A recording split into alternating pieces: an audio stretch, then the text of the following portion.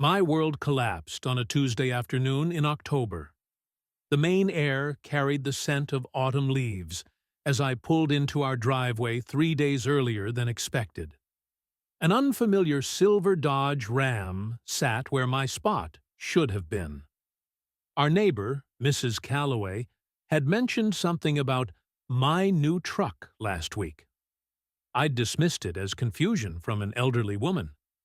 Now, the sight of that ram ignited something primal in my gut. I loved Eliza, trusted her completely through 17 years of marriage. We'd weathered career changes, 3 miscarriages, and the death of both her parents. We were survivors, a team. Yet that visceral dread spread through me like ice water as I crept around our Victorian home's weathered exterior. The bedroom window stood cracked open despite the autumn chill.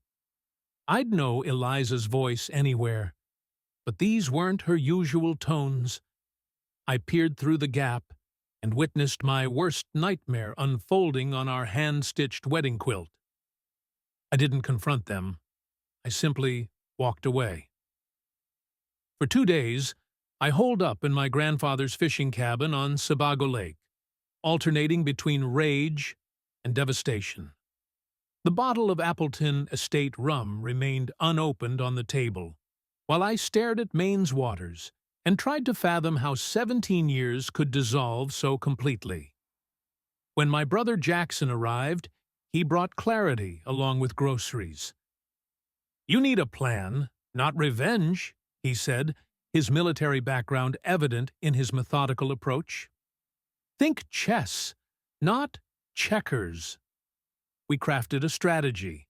I texted Eliza that I'd been called to our company's remote site in New Hampshire and wouldn't return until Monday. I told her to cancel our anniversary trip to Martha's Vineyard.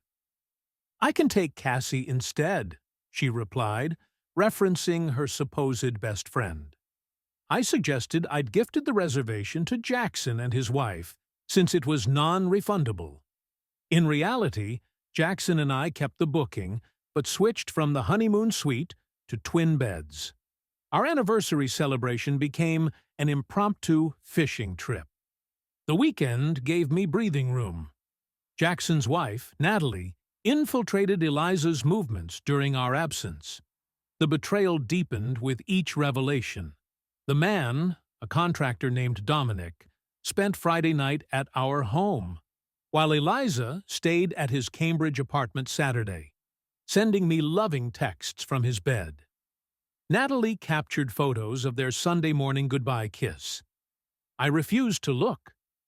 Upon returning, I met Natalie's colleague, Dr. Vivian Chen, a relationship therapist who advised me not to delay confrontation. "The longer you wait, the more story you'll create in your mind," she warned during our walk along the Charles River. My company provided corporate housing in Boston indefinitely. I collected family heirlooms and essentials before summoning Eliza home from her grocery shopping, verified by my drive-by surveillance, a humiliating new low. What followed was theatrical misdirection. She initially claimed stress relief walks instead of yoga, then drinking alone, then finally admitted a man attempted to kiss her after drinks. Each revelation was extracted like a surgeon removing bullet fragments, painful and incomplete. I discovered her texts and photos deleted, more evidence of premeditation. She finally confessed to a month-long affair with Dominic, a married contractor planning to leave his wife. Another lie. When Dominic called, I answered. He pleaded ignorance about Eliza's marriage, yet another deception. With my insistence, Eliza contacted Dominic's unsuspecting wife, Catherine, revealing their mutual betrayal.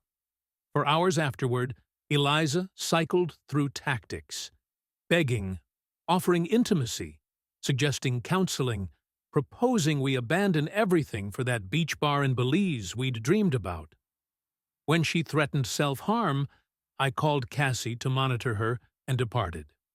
Her family bombarded me with messages, all except her father, Thomas, who wrote, "Whatever path you choose, you'll always be my son." Those words finally unlocked my tears. After consultations with Dr. Chen and an attorney, I froze our joint accounts and prepared for separation. I had just begun processing with my extended family at our cabin when Eliza arrived unannounced with reinforcements. Despite Jackson's attempts to intercept, she found me walking with my father. Her proposal shocked me. Abandoning our careers to open that Belizean beach bar immediately. The exact escape I'd privately contemplated. For one dangerous moment, 17 years of shared dreams pulled me toward forgiveness. Instead, I walked her back to her car, promising only phone conversations. Each call follows the same pattern: her desperate pleas, my resurgent anger, inevitable disconnection. The hardest part isn't losing my wife. It's losing my best friend, my future, and the belief that I ever truly knew her at all.